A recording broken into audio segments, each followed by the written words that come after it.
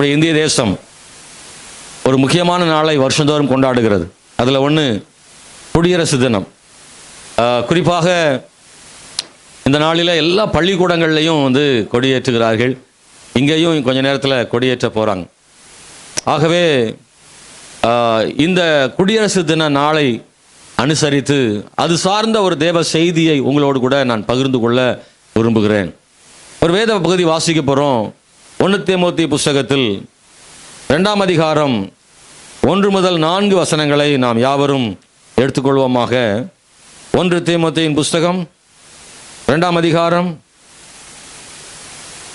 1 முதல் 4 வசனங்களை சேர்ந்து படிக்க போகிறோம். எடுத்துக்கொண்ட பிறகு வாசிக்கலாம்.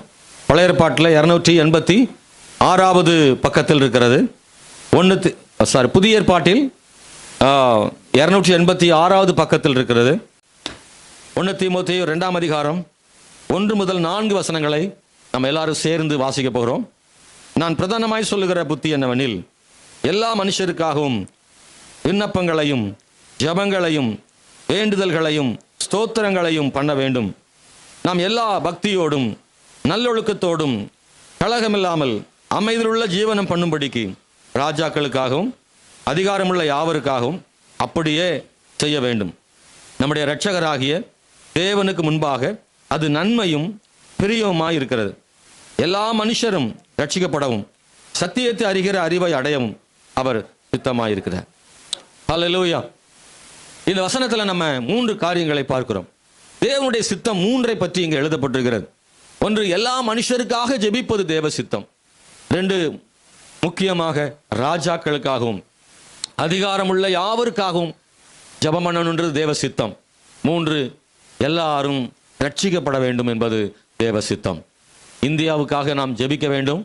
ஏனென்றால் இந்தியா தேவனால் நேசிக்கப்படுகிற ஒரு தேசம். எத்தனையோ நாடுகள் பைபிளில் எழுதப்பட்டிருந்தாலும் எத்தனையோ நாடுகள் எழுதப்படாவிட்டாலும் இந்தியாவின் பெயர் நம்முடைய பைபிளில் இருக்கிறது. அல்லேலூயா, ஸ்தோத்திரம்.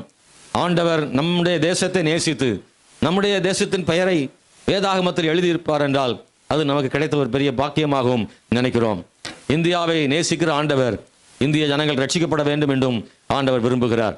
அதனால தான் சொல்லப்படும், எல்லாரும் ரட்சிக்கப்படவும் சத்தியத்தை அறியவும் அவர் சித்தமுடையவராக இருக்கிறார் என்று நாம் வாசிக்கிறோம். நம்முடைய இந்தியாவின் 2 நாட்கள் முக்கியமானது. 1 ஆகஸ்ட் 15 நம்முடைய தேசம் சுதந்திரம் பெற்ற நாடு. அந்த நாள். 2 ஜனவரி 26 இந்தியா குடியரசு தேசமாக ஆனது. அன்பானவர்களே, இந்திய சுதந்திரத்திற்காக போராடினவர்களை நினைக்கும்படியாக குடியரசு நாளை கொண்டாடுவது உண்டு. குறிப்பாக இந்த சுதந்திர தினம் என்றால் என்ன, குடியரசு தினம் என்றால் என்ன, இந்த 2ஐயும் நமக்கு தெரிந்திருக்க வேண்டும். சுதந்திர தினத்தை பற்றி நமக்கு தெரியும். ஏராளமான இந்திய மக்கள் தலைவர்கள் எல்லாம் போராடி சத்தியாகிரகம், வெள்ளையனை வெளியேறிய போராட்டங்கள், பல உப்பு சத்தியாகிரக போராட்டங்கள் என்று நிறைய போராட்டங்களை நடத்தி வெள்ளைக்காரர்களை துரத்தி அடிமைத்தனத்திலிருந்து இந்தியா மீட்டெடுக்கப்பட்டது. ஸ்தோத்திரம். 1947. அதே போல குடியரசு தினம் என்பது 1950 ஜனவரி மாதம் 26ஆம் தேதி நம்முடைய தேசம் குடியரசு நாடாக மாறினது. அம்பேத்கர், மதிப்புக்குரிய அம்பேத்கர் அவருடைய தலைமையில் ஒரு குழு ஏற்படுத்தப்பட்டு அவைகள் இந்தியாவிற்கான புதிய சட்டங்களை இயற்றினார்கள். அந்த சட்டங்களை எல்லாம் நாட்டுடைமையாக்கி அதுவரைக்கும் வெள்ளையர்களுடைய அரசாங்கத்தினுடைய சட்டங்களையே பின்பற்றி கொண்டு வந்த நிலைமையில் சுதந்திரம் பெற்ற இந்தியாவுக்கு தனியாக சட்டம் இயற்றப்பட்டு அந்த சட்டங்களை, அரசியல் சாசனத்தை இந்தியாவினுடையதாக மாற்றப்பட்ட அந்த நாள்தான் குடியரசு தினமாக இருக்கிறது. முதலாக குடியரசுத் தலைவர் ஏற்படுத்தப்பட்டார். ராஜேந்திர பிரசாத் என்கிறவர் தான் முதல் குடியரசுத் தலைவராக இருந்தார். குறிப்பாக மதிப்புக்குரிய நேரு பிரதமராக அவருடைய தலைமையில் இருந்த 309 எம்பிக்கள் எல்லாம் சேர்ந்து அவர்கள் அந்த அரசியல் சாசனத்தில் முதல் முறையாக கையெழுத்திட்டார்கள். எனவே அரசியல் சாசனம் ஏற்படுத்தப்பட்ட அந்த நாள், இந்தியாவிற்கான அரசியல் சாசனம் உண்டாக்கப்பட்ட அந்த நாளை தான் குடியரசு தினமாக கொண்டாடப்படுகிறது. ஆகவே இந்த குடியரசு தினம் என்றால் என்னவென்பதை நாம் சரியாக அறிந்து கொள்ள தேவன் கிருபை செய்வாராக. இவைகளெல்லாம் நாம் ஏன் சொல்லுகிறோம் என்று சொன்னால், நான் இந்த காலவேளையில் இந்த குடியரசு தினத்திற்கும் பைபிளுக்கும் ஒரு சம்பந்தம் என்ன செய்து இருக்கிறதுனால தான் அந்த வசனங்களை எல்லாம் உங்களோடு கூட நான் பேச விரும்புகிறேன்.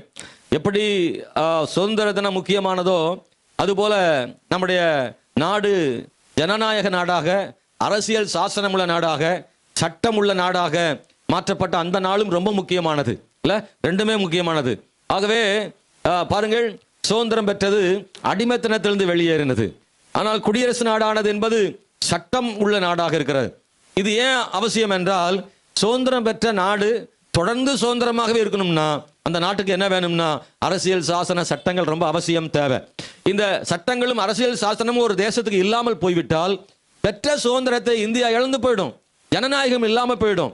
வெள்ளையங்காயிலிருந்து விடுதலை பெற்ற இந்தியா இன்னொரு விஷயத்தில் அடிமைப்பட்டு போய்விடும். அதனாலதான் நாட்டுக்கு சட்டம் ரொம்ப ரொம்ப அவசியம் தேவை. நீங்கள் அதை ஏத்துக்கிறீங்களா? ஒரு நாட்டுக்கு சட்டம் ரொம்ப தேவைப்படுது. சட்டம் இல்லை அப்படின்னா, அரசியல் சாசனம் இல்லைன்னா, அரசியல் சாசனம் எதை காட்டு, நம்முடைய இந்திய தேசத்தின் அரசியல் சாசனம் எதை காட்டுகிறது என்றால், மதம், மொழி, இனம் வேறுபாடு இல்லாமல் எல்லாரும் ஒற்றுமையாக ஜனநாயகமாக வாழும் ஒரு உரிமையை அரசியல் சாசனம் தான் கொடுக்கிறது. ஸ்தோத்திரம். மனிதன் தன் இஷ்டப்படி எல்லாத்தையும் செய்துவிட முடியாது. எனவே அரசியல் சாசனம் என்பது ஒரு தனி மனிதனுக்கு உரிமை கொடுக்கிறது, தனிப்பட்ட வாழ்வினுடைய உரிமைகளை வழங்குகிறது. ஒரு தனி மனிதனுக்கான சட்டமும் அதில் இருக்கிறது. ஆகவே ஜனநாயகமாக ஒரு தனி மனிதன் உலகத்தில் இந்தியாவில் வாழ்வதற்கான சட்டங்களை நம்முடைய இந்திய தேசம் கொடுத்திருக்கிறது. ஆகவே எப்படி அடிமையிலிருந்து விடுதலை பெற்றது எவ்வளவு முக்கியமோ, அந்த அடிமைத்தனத்தில் விடுதலை பெற்ற சுதந்திரத்தை பாதுகாப்பதற்கான அரசியல் சாசனமாகிய சட்டம் நமக்கு மிக மிக அவசியமாக தேவைப்படுகிறது. அன்பானவர்களே, ஸ்தோத்திரம். வேதத்தில் வாசிக்கிற போது இந்தியா விடுதலை பெற்றது எப்படி முக்கியமோ அதுபோல சட்டம் முக்கியம் போலவே இஸ்ரவேலர்களும் ஒரு நாள் அடிமைகளாக இருந்தார்கள். அல்லேலூயா. நாம் இந்தியாவில் இஸ்ரவேலுக்கு போனா இஸ்ரவேல் ஜனங்கள் ஒரு காலத்தில் அடிமையாக இருந்தார்கள். பார்வோனுடைய அடிமைத்தனம், எகிப்தின் அடிமைத்தனம், 430 வருஷம் அவர்கள் அடிமைத்தனத்தில் இருந்தார்கள். அவர்கள் ஒரு நாளில் நம் இந்தியர்களைப் போல அவர்கள் போராடவில்லை. அவர்கள் போராடக்கூட உரிமை இல்லாமல் அவர்கள் அங்கே அடிமைப்படுத்தப்பட்டார்கள். உங்களுக்கு தெரியும், அவர்கள் செங்கல் அறுக்கிற பணியில அவர்களுக்கு உபகரணங்களும் கொடுக்காம அவங்களை குறிப்பிட்ட அளவுக்கு செங்கல் அறுக்க சொல்லி பார்வோனும் அவன் சேனைகளும் அவர்களை அடித்து உதைத்தார்கள். உணவு சரியாக வழங்கல, ஓய்வு தர கொடுக்கல, அவங்க அதிக நேரம் வேலை செய்ய வேண்டியது இருந்தது. அந்த அடிமைத்தனத்திலிருந்து குறிப்பிட்ட நாளில தேவன் அவர்களை அந்த விடுதலை ஆண்டவர் கொடுத்தார். இஸ்ரவேல் ஜனங்கள், இந்தியாவுக்கும் இஸ்ரவேல் மக்களுக்கு என்ன வித்தியாசம்னா, இந்தியா நாடு விடுதலை பெற்றது, ஆனா அங்கே இஸ்ரவேல் ஜனங்கள் விடுதலையாக்கப்பட்டார்கள். இஸ்ரவேல் மக்களுக்கு ஒரு பெரிய சுதந்திரம் கிடைச்சது. இந்தியர்கள் எப்படி ஆகஸ்ட் 15 எவ்வளவு கோலாகலமாய் கொண்டாடுகிறார்களோ, அதே போல இஸ்ரவேல் ஜனங்கள் எகிப்திலிருந்து வெளியே வந்த உடனே அவ்வளவு கொண்டாட்டம். கர்த்தர் நம்முடைய கண்ணீரை துடைத்தார், அடிமைத்தனத்தை மாற்றினார்னு ஆடி பாடி கொண்டாடி ஆர்ப்பாட்டத்தோடு எகிப்திலிருந்து வெளியே வந்தாங்க. ஆண்டவர் சொன்னாரு, நான் உங்களுக்குன்னு ஒரு நாடு தருவேன், சுதந்திரமான ஒரு நாட்டை நான் உங்களுக்கு தருவேன்னு ஆண்டவர் கொடுத்தார். ஹல்லேலூயா. அன்பான தேவனுடைய பிள்ளைகளே, இஸ்ரவேல் ஜனங்களும் குடியரசு தினத்தை கொண்டாடினாங்க. சுதந்திரம் பெற்றது எகிப்திலிருந்து வெளியே வந்த நாள் தான், ஆனா குடியரசு தினம்னு ஒன்று இருக்கு. எப்படி இந்தியாவுக்கு அரசியல் சாசனம் ஏற்படுத்தப்பட்ட நாள் தான் குடியரசு தினமாய் கொண்டாடுகிறோமோ, அது போல இஸ்ரவேல் மக்களுக்கும் சுதந்திரம் பெற்ற பிறகு அவங்களுக்கு ஒரு குடியரசு தின நாள் இருந்தது. என்ன நாள்னா, ஆண்டவர் அவங்களுக்கு ஒரு அரசியல் சாசனத்தை கொடுத்தாரு. அதுதான் 10 கட்டளைகளும் நியாய பிரமாணங்களும். கையை உயர்த்தி ஆமேன்னு சொல்லும் ஆண்டவர்ட்ட. ஹல்லேலூயா. தேவன் அவர்களுக்கு ஒரு அரசியல் சாசனத்தை ஆண்டவர் கொடுத்தார். அவர்கள் எப்படி வாழ வேண்டும் என்று ஆண்டவர் தந்தார். இஸ்ரவேல் ஜனங்கள் பெற்ற அந்த சுதந்திரத்தை, விடுதலையை பாதுகாக்க வேண்டுமானால் அவர்களுக்கு தேவனுடைய வார்த்தை தேவை, சட்டங்கள் தேவை, பிரமாணங்கள் தேவை. நியாய பிரமாணங்களை இஸ்ரவேல் மக்களுக்கு ஆண்டவர் கொடுத்தார். எப்பெல்லாம் இஸ்ரவேல் ஜனங்கள் நியாய பிரமாணத்தையும் தேவன் கொடுத்த கட்டளைகளையும் உபதேசங்களை கை கொண்டார்களோ, அப்பெல்லாம் அவங்க சுதந்திரம் பாதுகாக்கப்பட்டது. எப்பெல்லாம் அவங்க நியாயப்பிரமாணத்தையும் வசனத்தையும் எல்லாம் இழந்தார்களோ, அப்போ சுதந்திரத்தையும் என்ன செய்தார்கள்னா இழந்தார்கள். அல்லேலூயா. சரி, இந்தியா சொல்லிட்டேன், இஸ்ரவேல் சொல்லிட்டேன், இப்போ நமக்கு வருவோம். நமக்கும் ஒரு சுதந்திர தினம் இருக்கு, நமக்கும் ஒரு குடியரசு தினம் இருக்கு. Price the Lord. நீங்க சொல்லுங்க, நமக்கு சுதந்திர தினம் எது? இந்தியாவில் நாம் இந்தியர்கள் தான், நமக்கும் ஆகஸ்ட் 15 சுதந்திர தினம். ஆனா அதையும் தாண்டி ஒரு சுதந்திர தினம் ஒன்று இருக்கு. அது எந்த நாள் தெரியுமா? நீங்க கொண்டாட வேண்டிய ஒரு நாள் உங்க வாழ்க்கையில் இருக்கு சுதந்திர தினம். எஸ், கை தட்டுங்க பார்க்கலாம், கை தட்டுங்க பார்க்கலாம். அல்லேலூயா. நீங்க ரொம்ப விவரமான நாள் கரெக்டா சொல்றீங்க. என்னைக்கு இயேசு நம்முடைய பாவத்தின் அடிமைத்தனத்திலிருந்து நம்மளை ரட்சித்தாரோ அந்த நாள் தான் நமக்கு சுதந்திர தினம். அல்லேலூயா. ஆகஸ்ட் 15 நாம கொண்டாடுவோம். நம்மளை ஆண்டவர் அடிமைத்தனத்திலிருந்து வெளியே கொண்டு வந்தார்ல. ஓ சாத்தானே, உன்னுடைய கைகளிலிருந்து கர்த்தர் விடுவித்தார் என்று சொல்லுகிறோமே. என் பாவ அழுக்குகளை கழுவும்படி இயேசு சிலுவையில் மரித்து என்னை விடுதலை ஆக்கினாரே, அந்த நாளை நான் ஒரு சுதந்திர தினமா கொண்டாடுறேன். இனி சாத்தான் என் மேல கை வைக்க அதிகாரம் இல்லை. வெள்ளையனே வெளியேறின மாதிரி கருப்பனை வெளியேறட்டும். அல்லேலூயா. இந்தியா வெள்ளையனை வெளியேறினதுக்கு சுதந்திரத்தனம், நமக்கு கருப்பன் வெளியே போனது சுதந்திரத்தனம். இயேசுவின் நாமத்தினாலே பொல்லாத ஆவி நம்முடைய வாழ்க்கையை அலங்கோலமாக்கி பாவத்துக்குள்ளே அடிமைப்படுத்தி வைத்திருந்த அந்த கருப்பாகிய பிசாசு நம்மை விட்டு போகும்படியாக ஆண்டவர் கிருபை செய்த நாள் தான் நமக்கு சுதந்திரம் பெற்ற நாள். சரி, குடியரசு தின நாள் நமக்கு எது அப்படின்னா, அல்லேலூயா, அரசியல் சாசனம்னு ஒன்று இருக்குல்ல. இந்த பைபிள் நமக்கு கர்த்தர் கொடுத்திருக்கிறார்ல, இதுதான் நமக்கு அரசியல் சாசனம்.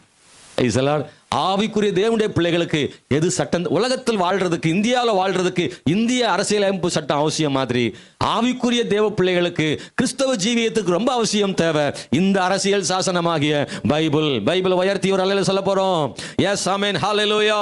இந்த அரசியல் சாசனம் தான் ஆவிக்குரிய வாழ்க்கைக்கு ரொம்ப அவசியம் தேவைப்படுது. ஒரு தேவனுடைய பிள்ளை இந்த அரசியல் சாசனத்தை எப்போ அவங்க மனசுல ஏத்துக்கிட்டாங்களோ அன்னைக்கு தான் குடியரசு நாள் நமக்கு. அல்லேலூயா. குடியரசு தலைவர் யாருன்னா நம்ம ஆண்டவர் தான். அல்லேலூயா. இந்த குடியரசு அரசியல் சாசனத்தை கொடுத்தவரே அவர் தான் நமக்கு. அல்லேலூயா, ஸ்தோத்திரம். எனவே ஆமென், பரிசுத்த ஆவியானவர் தான் நமக்கு என்ன செஞ்சாருன்னா இந்த அரசியல் சாசனத்தை எழுதி கொடுத்திருக்கிறாரு. தேவன் அதை நம்ம கையில தந்திருக்கிறாரு. இந்த ஆவிக்குரிய அரசியல் சாசன சட்டத்தை ஆமென் நாம் கை கொள்ள வேண்டும். ஒரு தேவனுடைய பிள்ளை பிசாசின் கையிலிருந்து விடுவிக்கப்படுறாங்க, ரட்சிக்கப்படுறாங்க. ஹல்லேலூயா. முழுமையான ஒரு சுதந்திரம் கிடைக்கிறது. ஆண்டவரை அறியும் முன்பதாக, அவர் நம்மை ரட்சிக்கும் முன்பதாக நம்மை பிசாசு வழி நடத்தினான். அவனுடைய செயல்பாடு நம்முடைய மூளையில கிரியை செய்தது. இருதயத்துல பிசாசின் ஆளுமை இருந்தது. அவன் என்னெல்லாம் சொல்றானோ அதைத்தான் செய்யற மாதிரி இருந்தது. எனக்கு ஒரு ஆசை இருந்தாலும் இவன் விட மாட்டான். ஆண்டவருக்கு பிரியமா ஒன்ன செய்யணும் நம்ம நினைக்கும் போதெல்லாம் பிசாசு அவனுக்கு பிரியமானதை செய்ய வச்சிருவான். நான் நல்லது செய்ய நினைச்ச கூட அவன் நல்லது செய்ய விடாம பிசாசு நினைக்கிற தீமையை செய்யறதுக்கு அவன் நம்மளை அடிமைப்படுத்திட்டான். நானா விரும்பினது செய்ய முடியாத அளவுக்கு பிசாசு நம்மளை இந்த உலகத்தின் ஆசாபாசங்களை கொடுத்து, சிற்றின்மைகளை கொடுத்து நம்மை அவன் விரும்புகிறதையே செய்ய வைத்தான். அந்த அடிமைத்தனத்திலிருந்து கர்த்தர் நம்மை விடுதலையாக்கிட்டார். அந்த சுதந்திரம், அந்த விடுதலை எனக்கு நிரந்தரமா இருக்கணும்னா இந்த வசனத்தை பிடிச்சுக்கிட்டா போதும். பிசாசின் அடிமைத்தனம் மறுபடியும் வராதபடி கர்த்தர் நம்மை பாதுகாக்கிற தேவனாய் இருக்கிறார். அல்லேலூயா. அன்பான கர்த்தருடைய பிள்ளைகளே, விடுதலையின் மேன்மை அடிமைப்பட்டவர்களுக்கு தான் தெரியும். ஆமாவா இல்லையா? விடுதலை எவ்வளவு பெருசுனா இப்ப நமக்கெல்லாம் தெரியாது. விடுதலை எவ்வளவு பெருசுன்னு யாருக்கு தெரியும் தெரியுமா? இந்தியாவில விடுதலை பெற்ற ஒவ்வொரு இந்தியர்களுக்கும் இந்த சுதந்திரம் எவ்வளவு மேன்மையானதுன்னு எல்லாருக்கும் தெரியுதான்னா இல்ல. எல்லாம் சர்வசாதாரணம் போறோம். இந்திய சுதந்திரத்தை நம்ம பெரும்பாலும் பெருசா நினைக்கிறது இல்லை. ஏன்னா நம்ம சுதந்திர இந்தியாவில் பிறந்தோம். ஆனா அடிமை இந்தியாவில் பிறந்தாங்க ஒரு கூட்டம் இருக்காங்கல்ல, அவங்கள்ட்ட கேட்டு பார்த்தா அவங்க சொல்லுவாங்க, எப்பா நாங்க அந்த வெள்ளக்காரன் எவ்வளவு கஷ்டப்படும் தெரியுமா, நீங்களாம் எவ்வளவு சந்தோஷமா இருக்கிறீங்க. அவங்களுக்கு தான் தெரியும் எவ்வளவு சுதந்திரம் நல்லது, அது எவ்வளவு மேன்மையானது அவங்களுக்கு தான் தெரியும். ஆனா இன்றைக்கு ரட்சிக்கப்பட்ட தேவனுடைய பிள்ளைய நம்முடைய அடிமைத்தனத்திலிருந்து விடுதலை பெற்ற சுதந்திரம் ரொம்ப பெருசு.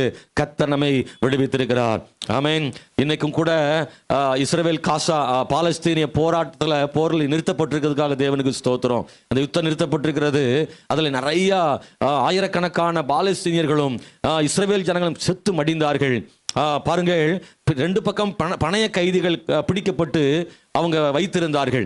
தீவிரவாதிகள் அவங்க கொஞ்சம் பேரை பிடிச்சு வச்சிருந்தாங்க. இஸ்ரவேலிலும் பணைய கைதிகள் இருந்தாங்க. நீ இப்போ விடுதலை ஆக்குறாங்க. இஸ்ரவேலிலிருந்து ஒரு பாலஸ்தீனிய கைதி விடுதலையாக்கப்பட்டால் பாலஸ்தீனத்திலிருந்து 30 இஸ்ரவேல கைதிகள் விடுதலையாக்கப்பட வேண்டும் என்பது ஒப்பந்தம். அந்த அடிப்படையில் இப்போ வர்றாங்க. பாலஸ்தீனத்திலிருந்து ரெண்டு பக்கமும் ஷேர் பண்ணிக்கிறாங்க பணைய கைதிகளை. அதுல ஒரே ஒரு பெண் சொன்ன வார்த்தை, ஆமென் ஸ்தோத்திரம், 470 நாட்கள் அடிமைகளா இருந்திருக்கிறாங்க.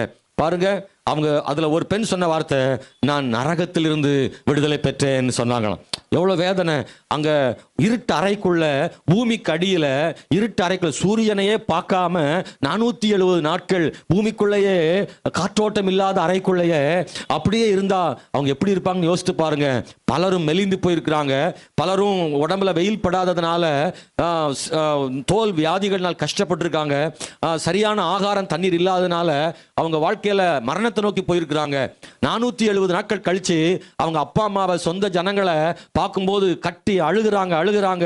அவ்வளவு பெரிய ஆனந்தம் அவங்களுக்குள்ள வந்திருக்கு.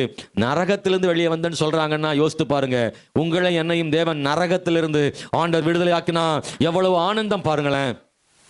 நீங்களும் நானும் நரகத்துக்குரியவர்களாகவே இந்த உலகத்தில் பிறந்தோம்.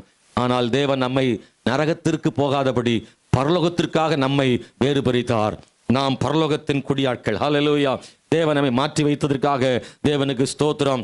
ஆண்டவருக்கு காலமெல்லாம் நன்றி சொல்லணும். இவ்வளவு பெரிய விடுதலையை நமக்கு தருவதற்கு விலை கொடுக்கப்பட்டது. இந்தியாவின் சுதந்திரத்திற்காக எத்தனையோ இந்தியர்கள் இரத்தத்தை கரையமா செலுத்தினது போல முழு உலகத்தின் ஜனங்களினுடைய விடுதலைக்காக இயேசு ஒருவரே தன் பரிசுத்த இரத்தத்தை சிலுவையில் சிந்தினார் என்றால் அவருக்கு உலக மக்கள் நன்றி கடன் பட்டிருக்கிறார்கள். ஹல்லேலூயா. ஒவ்வொரு விடுதலைக்கும் பின்னாடி விலைக்கரையம் இருக்கிறது, ரத்தம் சிந்துதல் இருக்கிறது. இந்தியாவின் விடுதலைக்காக இந்தியர்கள் ரத்தம் சிந்தினது பெருமைக்குரியது. ஆனா உலக மக்களின் பாவத்திலிருந்து விடுதலை பெறக்கூடிய அந்த அடிமைத்தன விடுதலைக்கு ரத்தம் சிந்துவதற்கு யாராலும் முடியாது.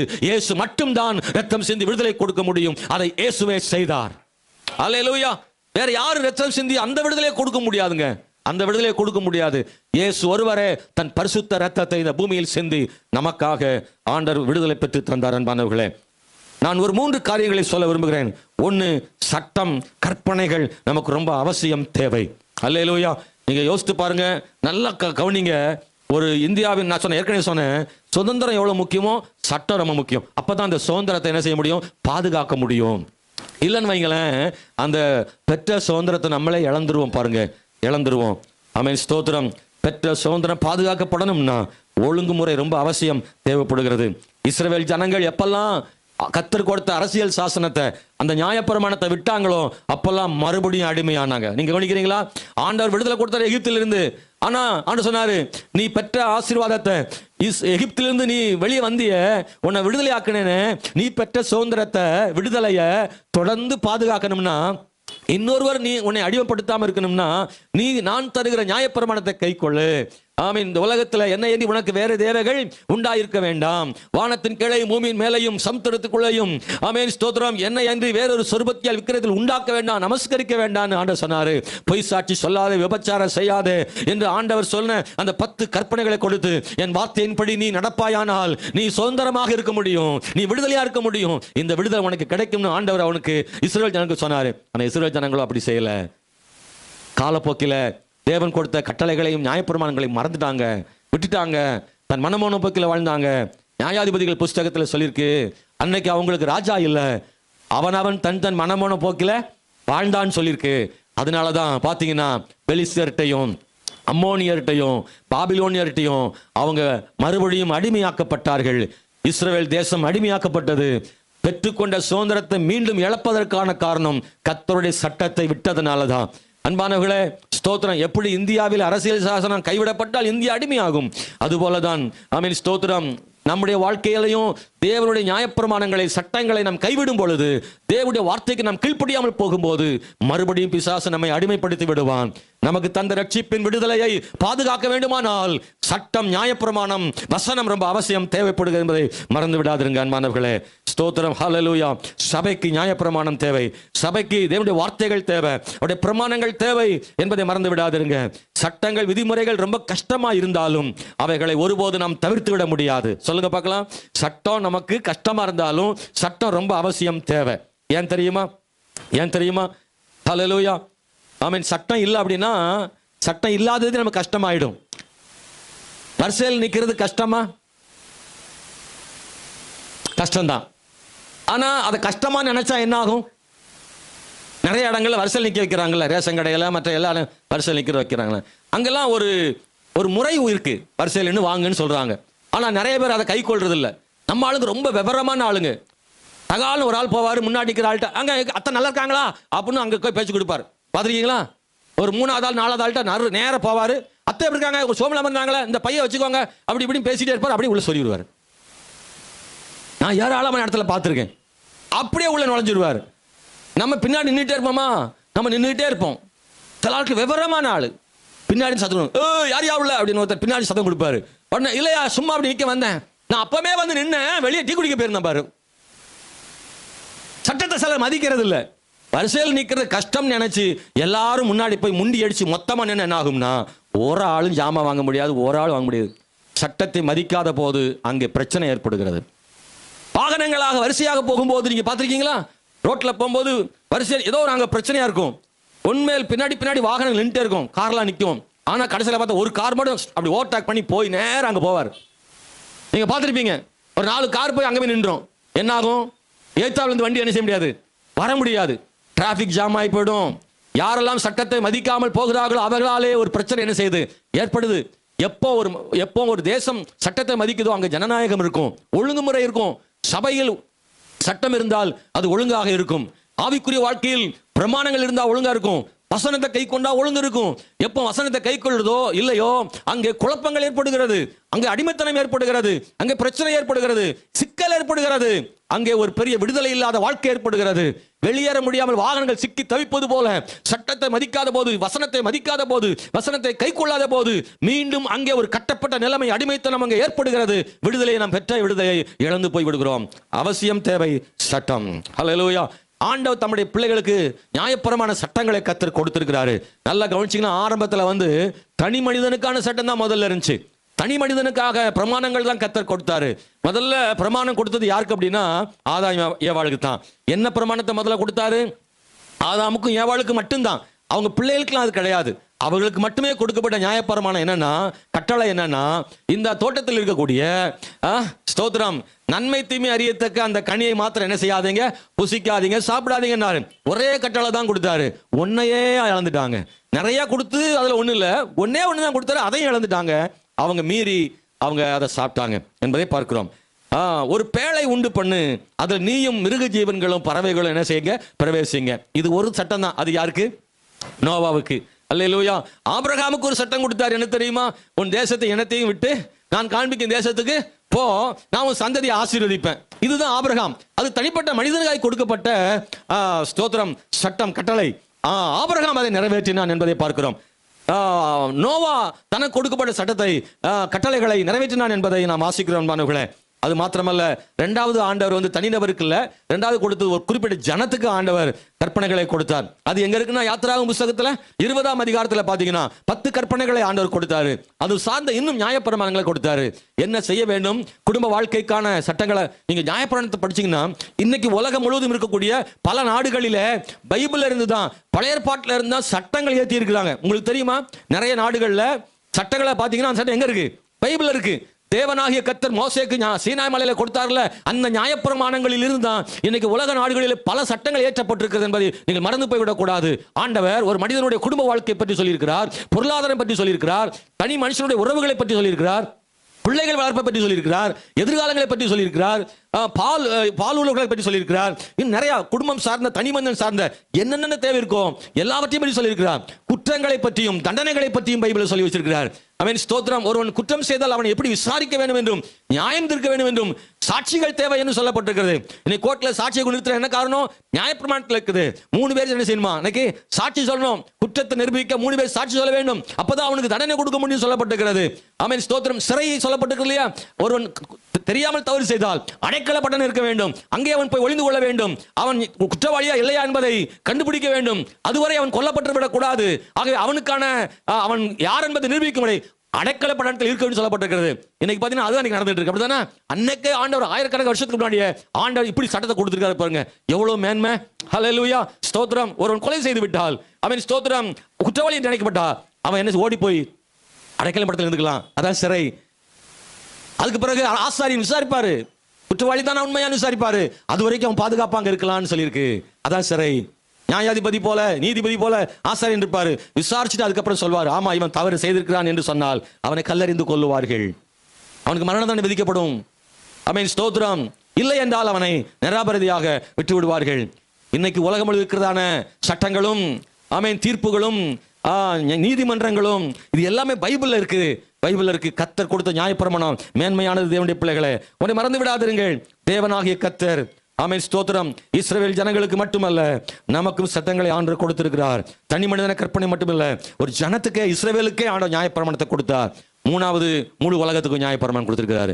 முழு உலகத்துக்கும் சட்டம் இருக்கு, கற்பனை கர்த்தர் கொடுத்திருக்கிறார். அது என்ன தெரியுமா? மனம் திரும்புங்கள், பரலோக ராஜ்யம் சமீபித்திருக்கிறது. மத்தேயு புஸ்தகத்துல 4ஆம் அதிகாரம் 17ஆம் வசனத்தை படிச்சு பாருங்க. இயேசு கிறிஸ்துனுடைய முதல் பிரசங்கமே அதுதான்.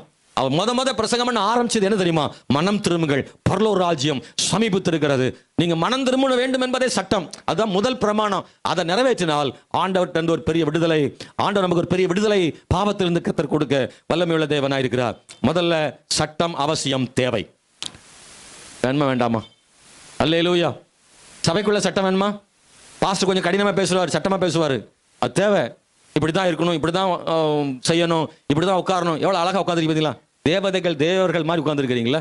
அவன் ஏஞ்சல்ஸா உட்காந்துருக்கிறீங்க. இல்ல நீங்களா வந்து உட்காருங்க அப்படின்னா ஒரு ஆள் சேர் அங்கிட்டாம திருப்பி போட, ஒரு ஆள் எங்கிட்டாம திருப்பி போட, ஒரு ஆள் எனக்கு எழுத்தாப்புல அங்கிட்டாம திருப்பி போட, ஆளுக்கு ஒருத்தர் உட்கார்ந்தீங்கன்னு எப்படி யோசிக்கிறீங்க? அல்லேலூயா. இது மாட்டுத்தாவணி சந்த மாதிரி ஆகிப்போம். அது நல்லா இருக்காது. அப்போ இது கரெக்டா எல்லாம் ஒரு அதுக்குன்னு ஒரு ஒழுங்குன்னு ஒன்று இருக்கு இல்லையா? வச்சிருக்கிறோம் இல்ல? அதே மாதிரி காலையில ஆராதனை நேரம்னு ஒன்று வச்சிருக்கோம்ல, அதெல்லாம் ஒரு ஒழுங்கு தான். எத்தனை மணிக்கு? நீங்க வந்த டைம் சொல்லுங்க, எத்தனை மணிக்கு? அல்லேலூயா. ஆனா எப்போ வரணுமோ வாங்க, எப்போ போகணுமோ போங்க அப்படின்னு ஒரு சட்டமே இல்லை அப்படின்னா, ஒரு ஒழுங்கே இல்லைன்னு இங்க எப்படி இருக்கும்? எப்படிங்க இருக்கும்? வாசல்ல ஒரு கூட்டம் வந்துகிட்டும் போய்கிட்டே இருக்கும், ஒரு ஒழுங்கே இருக்காது. ஆராதனையில செல்போன் பேசாதீங்கன்னு சொல்றோம்ல, அது ஒழுங்கு தானே? அது எதுக்கு? நீங்க வந்தா பேசுங்கன்னா எல்லாருமே போன்ல தான் இருப்பீங்க. ஆபிரகாம், ஹலோ அத்தை, ஈசாக்கு அத்தை மாமான்ட்டு இங்க ஒரு வசனம் வாசிக்கிட்டு இங்க ஒரு அத்தை மாமா கூப்பிட்டு இருப்பீங்க. போன் வந்துகிட்டு தான் இருக்கும். நம்ம ஒரு ஒழுங்கு வச்சிருக்கோம். சர்ச்சுக்குள்ள வந்தவொடனே சைலண்ட்ல போடணும், போன் பேசக்கூடாது. ஆராதனை முடிஞ்ச உடனே வெளியில போய் மிஸ்டிகால பார்த்து அத்தைய மாமாவை கூப்பிட்டுக்கலான்னு ஒரு ஐடியா வச்சிருக்கோம், ஒரு சட்டம் ஒழுங்கு வச்சிருக்கிறோம். நீங்க அதை செய்யாதீங்க, இது செய்யணும். சபைக்குள்ள செய்ய வேண்டியது என்ன, செய்யக்கூடாது என்ன, என்னெல்லாம் நம்ம சில விஷயங்களை வச்சிருக்கிறோமே அன்பானவர்களே. ஆராதனைகள்ல ஆரம்ப ஜபம், பாடல், அப்புறம் துதி ஆராதனை, அப்புறம் சிறுபிள்ளை வசனம், சாட்சி, அதே போல செய்தி, முடிவு ஜபம், திருவிருந்து ஆராதனை எப்போ நடத்தணும், அப்படியே ஒன்னன் பின் ஒன்றாக சரியா வச்சிருக்கிறோமே. இப்படி இல்லாம மாத்தி குழப்பி வச்சோம்னா அது நல்லாவே இருக்காது. ஒழுங்கு முறை சரியாக இருக்கணும், சட்டத்திட்டங்கள் இருக்கணும், கற்பனைகள் இருக்கணும், தேவனுடைய பிரமாணங்கள் இருக்கணும். அதுதான் நம்முடைய வாழ்க்கைக்கு சுதந்திரத்தை கொடுப்பதும் சுதந்திரத்தை பாதுகாக்கவும் முடியும். சட்டம் இருந்தா மட்டும் போதாது, அந்த சட்டத்தை நம்ம தெரிஞ்சிருக்கணும். ரெண்டாவது சொல்றேன், அறிந்திருக்கணும். முதல்ல சட்டம் அவசியம். தேசத்துக்கு எப்படி சட்டம் அவசியமோ, சபைக்கு தேவனுடைய கற்பனைகள் அவசியம், தேவ பிள்ளைகளுக்கு ஆண்டுடைய வசனங்கள் அவசியம். ஆனா இந்த தேசத்தின் சட்டங்கள் இருந்தாலும் நிறைய பேருக்கு சட்டம் என்ன செய்யாது, தெரியாது. அதனாலதான் அட்வொகேட்ஸ் இருக்காங்க, அவங்க தான் ஹெல்ப் பண்றாங்க, சட்டங்களை சொல்றாங்க, மக்களுக்கு தேவையான சட்டம் சொல்றாங்க. ஆனா ஆவிக்குரிய வாழ்க்கையில நமக்கும் சட்டம் வேணும். அதுக்காக ஒரு அட்வொகேட் பாஸ்டர் இருக்காரு நினைச்சிட்டு விட்டுறாதீங்க. அவரு சட்டம் முறை தெரிஞ்சுக்கிட்டும் தேவையான அப்படி இல்லை. இந்த ஆவிக்குரிய ஜீவியத்துல பாஸ்டர் மட்டும் சட்டம் தெரியக்கூடாது, ஒரு மக்களும் சட்டம் தெரிஞ்சிருக்கணும், ஒவ்வொருத்தரும் கற்பனைகளை தெரிஞ்சிருக்கணும். அதனாலதான் சொல்றோம், நீங்க பைபிளை படிங்க, நீங்க ஆண்டோடைய கற்பனைகளை தெரிஞ்சு வைத்துக்கோங்க. எதெல்லாம் ஆண்டவர் செய்ய சொல்றாரு, எதெல்லாம் செய்யக்கூடாதுன்னு சொல்றாரு, எந்த கற்பனைகள் நமக்கு கொடுக்கப்பட்டிருக்கிறது என்பதை நாம் அறிந்து வைத்திருக்க வேண்டும். அன்பானவர்களே, பைபிள்ல நிறைய இடங்கள்ல ஆண்டவர் சொல்றாரு.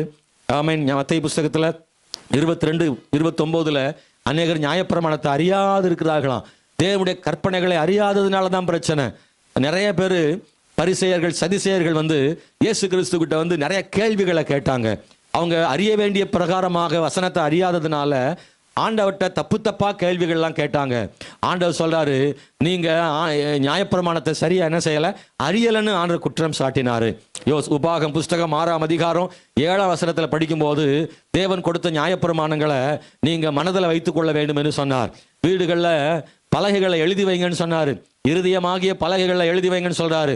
அவைகள் உன் பிள்ளைகளுக்கு கருத்தாக போதித்து உன் வீட்டில உட்கார்ந்து இருக்கிற போதும், வழியில நடக்கிற போதும், படுத்துக் கொள்ளுகிற போதும், எழுந்திருக்கிற போதும் அவைகளை குறித்து என்ன செய்யுங்க, பேசுங்கன்னு சொல்றாரு. நீங்க கவனிக்கிறீங்களா? உங்களுக்கு வசனம் தெரியணும். நீங்க சட்டம் அவசியம் தேவைன்னு நம்ம ஏத்துக்கிறோம். ஆனா சட்டத்தை நிறைய பேர் என்ன செய்யறது இல்ல, தெரிஞ்சு வச்சுக்கிறது இல்ல. சட்டத்தை நம்ம தெரிஞ்சு வைக்கலன்னா அது நமக்கு ஒரு பெரிய ஆபத்து. நல்லா கவனிச்சிங்கன்னா, வாகனம் ஓட்டும் போது வாகன சட்டம்னு இருக்குல்ல, அது இருந்தா காவல்துறை நம்ம பிடிக்கும் போது நாம அவங்க கிட்ட சரியா என்ன செய்யலாம், பேச முடியும். இப்படிதானே சட்டம் சொல்லுதுன்னு பேச முடியும். இல்லை அப்படின்னா அவங்க சொல்றதான் கேட்க முடியும். நம்ம வாழ்க்கையில பிரமாணங்கள் இல்லை, கற்பனைகள் இல்லை அப்படின்னா நம்ம வாழ்க்கையில பிசாசு நம்மை அடிமைப்படுத்த வரும்போது ஆண்டவர் கொடுத்த வார்த்தையை வச்சு நம்ம வெளியே வர முடியும். இயேசு கிறிஸ்து பிசாசு இயேசுவை அடிமைப்படுத்த வந்த போது இயேசுவை வீழ்த்த பிசாசு வந்த போது இயேசு எப்படி விடுதலை பெற்றார்னா, அவருக்கு சட்டம் தெரிந்திருந்தது. அல்லேலூயா. வசனம் தெரிந்திருந்தது. அவர் சொன்னாரு, ஆமென், மனுஷன் அப்பத்தினால் மாத்திரமல்ல தேவனுடைய வாயிலிருந்து புறப்படும் ஒவ்வொரு வார்த்தையிலும் பிழைப்பான்னு சொன்ன போது பிசாசு தோற்று போனான். இயேசுவை மடக்குவதற்கு, அவரை அடிமைப்படுத்துவதற்கு, அவரை கட்டி போடுவதற்கு பிசாசு சொல்றான், இந்த கல்லுகளை அப்பமாக்கி சாப்பிடும் என்று சொல்லுகிறான். ஆமென், ஸ்தோத்திரம். நீர் கீழே குதியும், தாழ குதியும், உன்னுடைய தூதர்கள் வந்து உன்னுடைய காப்பாற்றுகள் என்று சொல்லும் பொழுது அவர் சொல்றாரு, ஆமென், ஸ்தோத்திரம், உன் தேவனாகிய கர்த்தரை நீ பரீட்சை பாராதிருப்பாயாக என்று ஆண்டவர் தம்முடைய அப்படி எழுதியிருக்கிறதுன்னு சொல்றார். பைபிள் எழுதியிருக்குன்னு சொல்றாரு. சட்டம் இயேசுவுக்கு தெரிந்ததனால அவர் சட்டத்தை பயன்படுத்துகிறார், பிரமாணத்தை பயன்படுத்துகிறார், வசனத்தை பயன்படுத்துகிறார். பிசாசு அவரை ஆண்டவர் விட்டு ஓடி போனான் என்று பார்க்கிறோம். ஏராளமான விசுவாசிகள் நியாயப்பிரமாணங்களும் சட்டங்களும் தெரியாததனால, இந்த அரசியல் சாசனமாகிய வேத வசனம் தெரியாததனால ஜனங்கள் பிசாசின் இடத்துல வசனம் பேச முடியாமலே அவர்கள் அவனுக்கு அடிமையாகி போய்விடுகிறார்கள். கேட்கிறவர்களே, நல்லா கவனிச்சுக்கோங்க. ரட்சிக்கப்பட்ட, விடுதலை பெற்ற, பாவத்திலிருந்தும் பிசாசின் அடிமைத்தனத்திலிருந்து விடுதலை பெற்ற தேவனுடைய பிள்ளைகளை, நீங்க இந்த ஆவிக்குரிய சுதந்திரத்தை பாதுகாக்கணும்னா பைபிள் இருக்கணும், வசனம் இருக்கணும். வசனம் தெரிஞ்ச பிள்ளையா சாத்தான் கொஞ்சம் பயப்படாதான் செய்வோம். எத்தனை பேர் புரியுது? ஏங்க, கொஞ்சம் நல்லா படிங்க வசனத்தை. உங்க இறுதி வசனத்தில் நிரப்பப்படணுங்க. ஜெபத்தில் வசனத்தை சொல்லி ஜெபம் பண்ணுங்க. வசனம் உங்க உள்ளத்துல தங்கி இருக்கணும், நீ தெரிஞ்சு வச்சிருக்கணும். ஆனா சொல்ல, பிசாசுக்கு எதிர்த்து நில்லுங்க, அப்பொழுது அவன் உங்களை விட்டு ஓடி போவான். பிசாசின் போராட்டம் வரும்போது என்ன செய்யணும்னு உங்களுக்கு தெரியாது. பைபிள் தெரிஞ்சாதான் உங்களுக்கு என்ன தெரியும். அப்ப அவனுக்கு என்ன செய்யணும்? எழுத்து நிக்கணும்ன்றது அப்பதான் தெரியும். அல்லேலூயா. பிசாசு எழுத்து நிக்கலாமா? பிசாசுன்னு சிலர்லாம் சைலண்ட் ஆயிடல, என்ன அர்த்தம் சொல்லுங்களேன்? பிசாசு எழுத்து நிக்கலாமா? சிலர்லாம் பையன், அவனை போய் எதுக்க முடியும் பாஸ்டர்? பிசாசு எதுக்க முடியுமா? ஐயோ, அவன் கொம்பு வச்சிருக்கானே, அவனை பார்த்தாலே பயங்கரமா இருக்குது.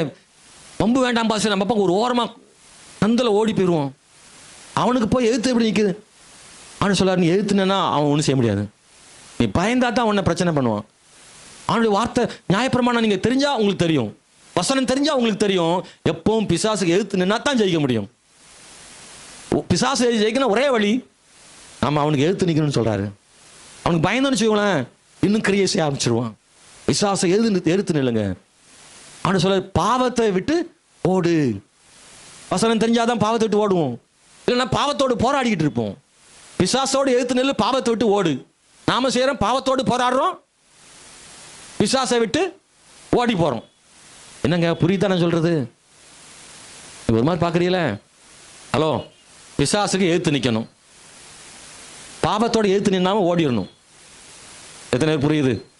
ஒரு கைத்துக்கு நினைச்சு. அல்லேலூயா. நீங்க கொஞ்சம் அப்படி டல்லா இருக்கிற மாதிரி இருக்கு.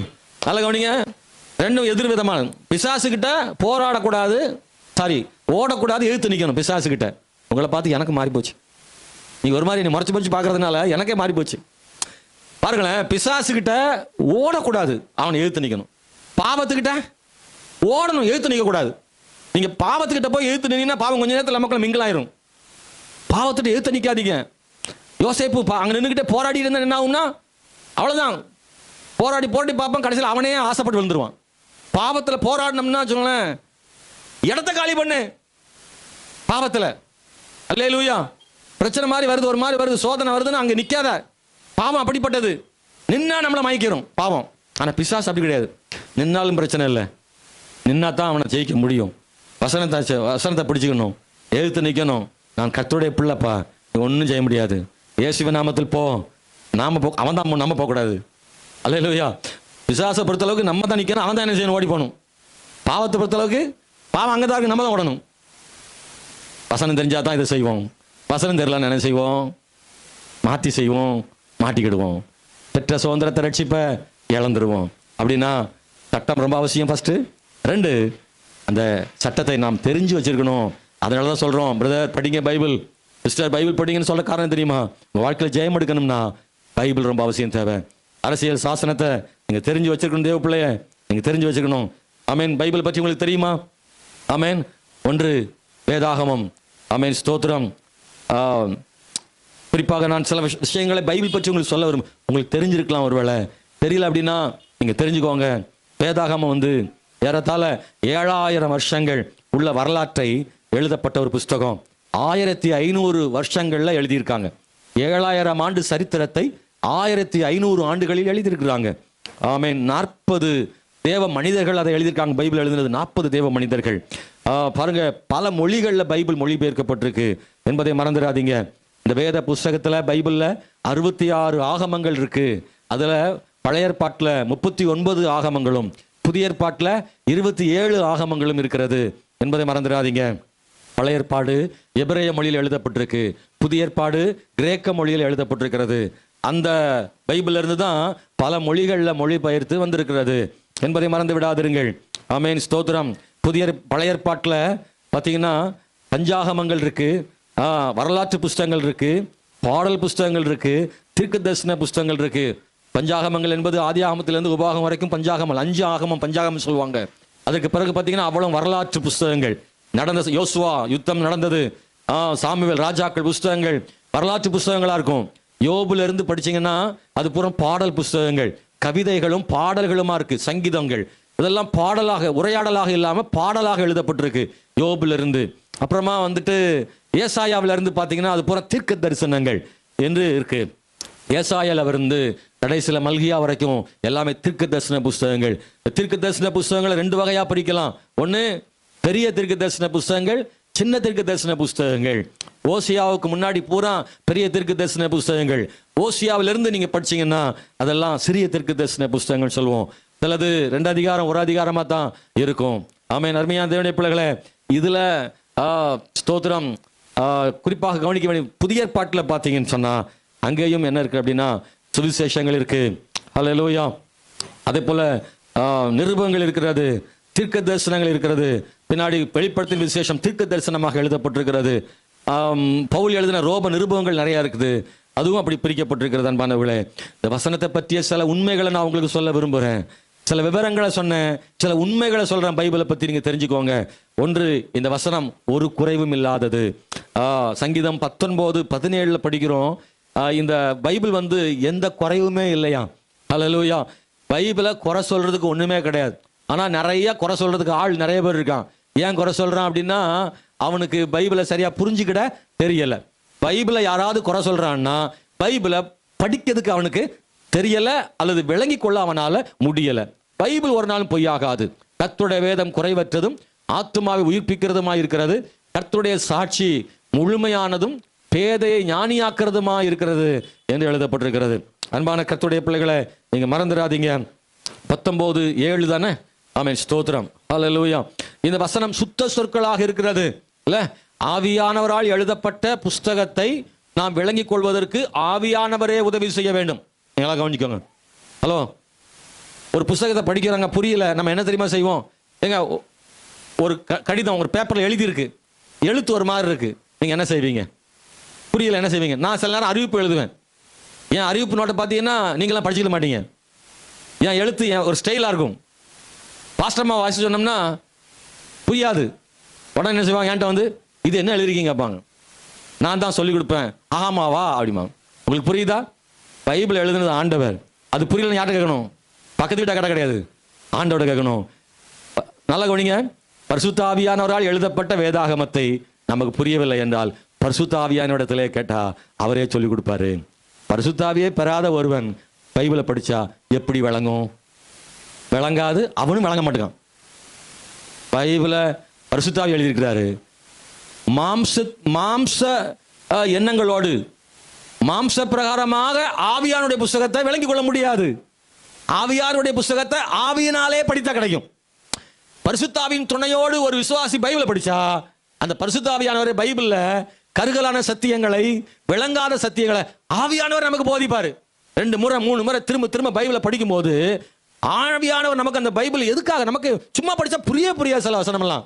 ஆனா பரிசுத்தாவின் துணையோட பைபிளை படிச்சு பாருங்க, நமக்கு ஆண்டவர் ரொம்ப அழகாக வெளிப்படுத்துவாருங்க. அழகாக வெளிப்படுத்துவாரு. நிறைய உள்ள சரக்கு இருக்கு, நிறைய சத்தியம் இருக்கு. ஒரு வசனத்துக்குள்ளே 1000 விளக்கம் இருக்கு. ஒரு நேரத்துல ஒண்ணுதான் புரியும்.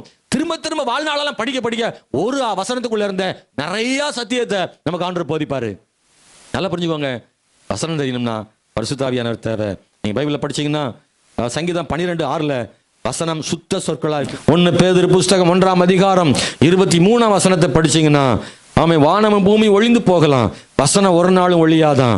ஆண்டவரே சொல்ல, மத்தேயு 24:35 ஆண்டவர் இயேசு சொல்றாரு, என் வார்த்தைகள் ஒருபோதும் ஒளிந்து போகிறதில்லைன்னு ஆண்டவர் சொல்லியிருக்கிறாரு.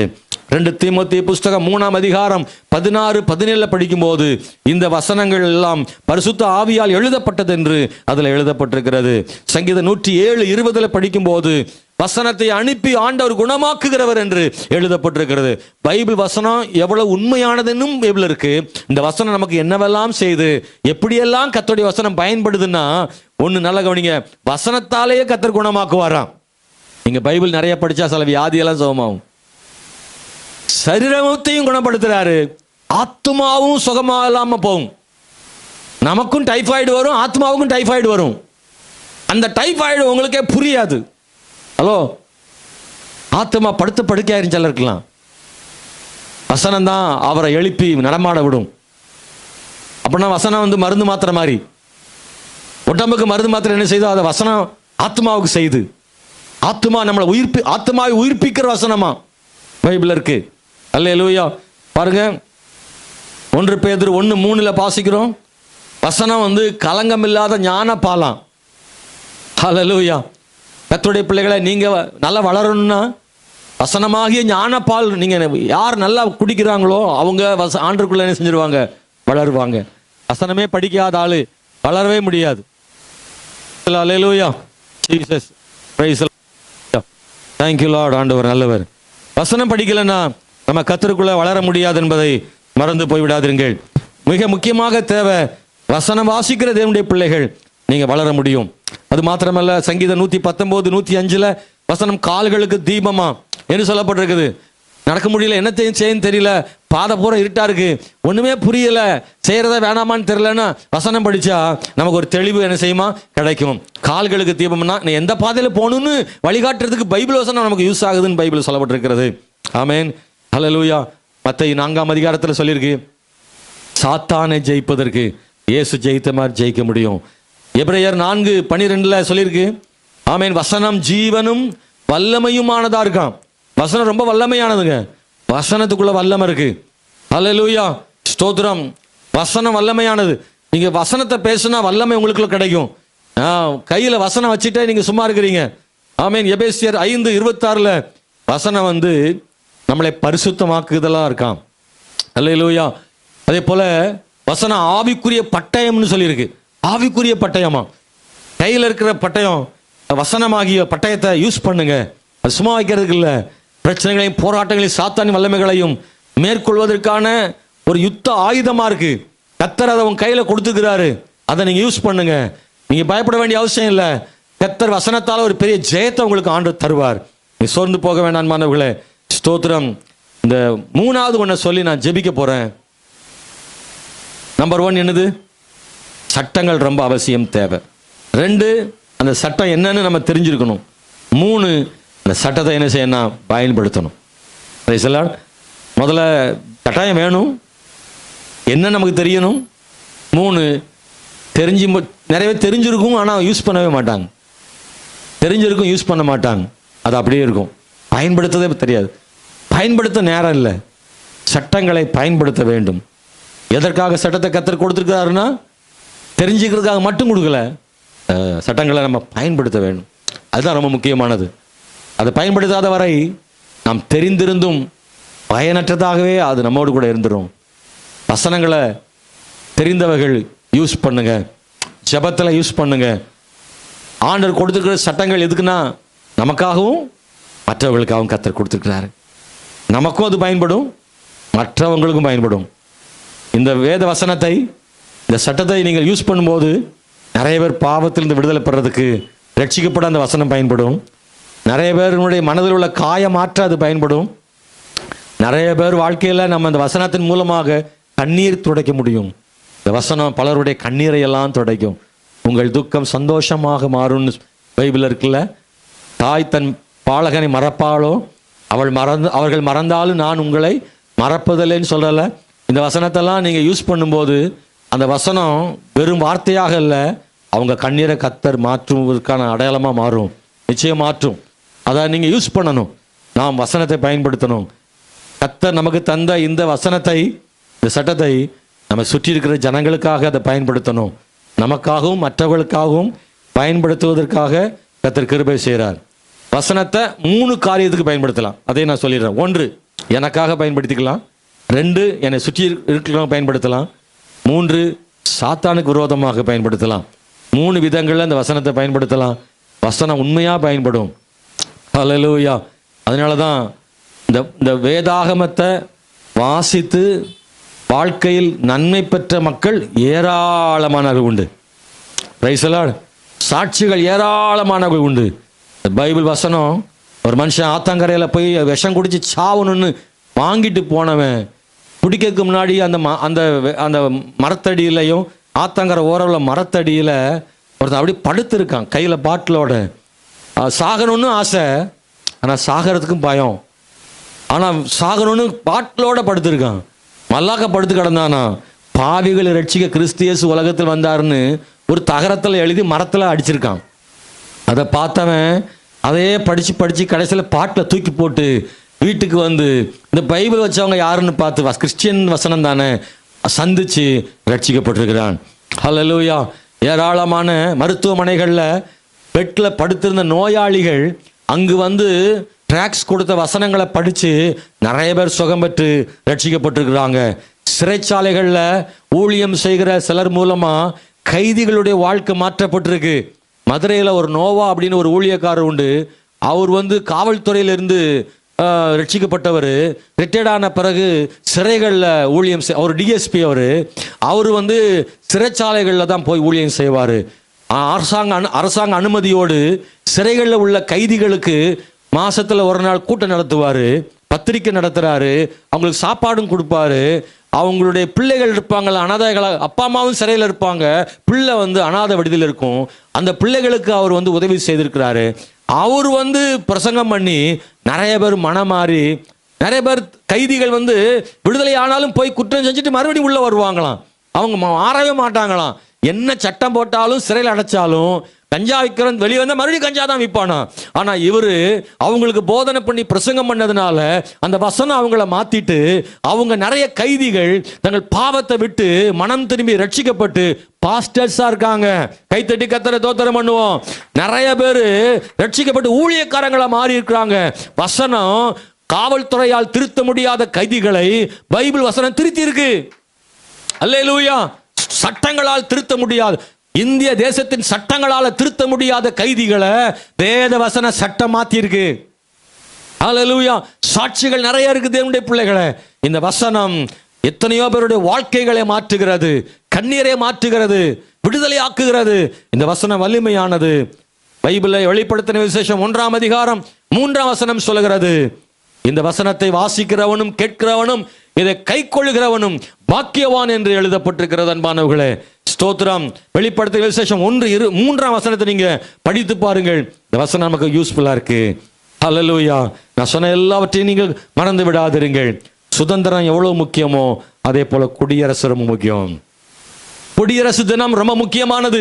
இந்திய தேசத்தின் விடுதலைக்காய் பாடுபட்ட சுதந்திர போராட்ட வீரர்களை நினைவு கூறுவதற்காக மட்டுமல்ல, இந்திய அரசியல் சாசனத்தை அங்கீகரிக்கப்பட்ட ஒரு நாளாக கொண்டாடி கொண்டிருக்கிற இந்த நாளில சபை ஆவிக்குரிய வாழ்க்கையிலும் தேவன் கொடுத்த ஒரு பெரிய சுதந்திரத்தை பெற்றதற்காக ஸ்தோத்திரம். அதை பாதுகாக்க வேண்டுமானால், ரட்சிப்பை பாதுகாக்க வேண்டுமானால் இந்த சட்டமாகிய பிரமாணங்களாகிய அரசியல் சாசனம் ரொம்ப ரொம்ப முக்கியமானதாக இருக்கு. இந்த சட்டம் அவசியம் தேவை. சட்டத்தை அறிந்திருக்க வேண்டும், சட்டத்தை யூஸ் பண்ண வேண்டும், பயன்படுத்த வேண்டும்.